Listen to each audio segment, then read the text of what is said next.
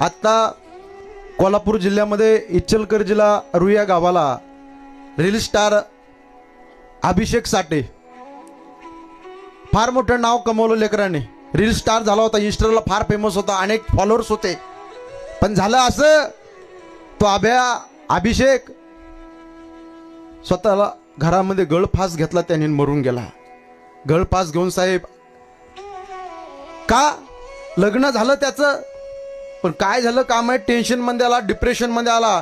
म्हणून आज टॉप 10 मधले जेवढे माणसं आहेत, रील स्टार असतील, सिनेमा क्षेत्रातील माणसं असतील, ते आज टेन्शन डिप्रेशन मध्ये आल्यावर गळफास घेतात, सुसाईड करतात. हा जीव एवढा सोपा नाही राजांनो. आत्महत्या करू नका. रील स्टार अभिषेक साठेने आत्महत्या केली. सगळ्या फॅन फॉलोअर्सच्या डोळ्यात पाणी आलं, हंबरडा फोडून रडतात सगळे.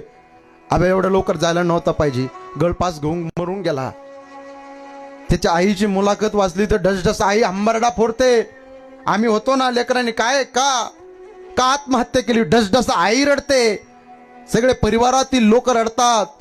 म्हणून एखादा व्यक्ती ज्या वेळेस जातो ना प्रेमापोटी, ज्या वेळेस तो गळफास घेतो, सुसाईड करतो, आत्महत्या करतो, त्यावेळेस हे मायबाप जिवंत असून मेल्यासारखे असतात, हे लक्षात ठेवा.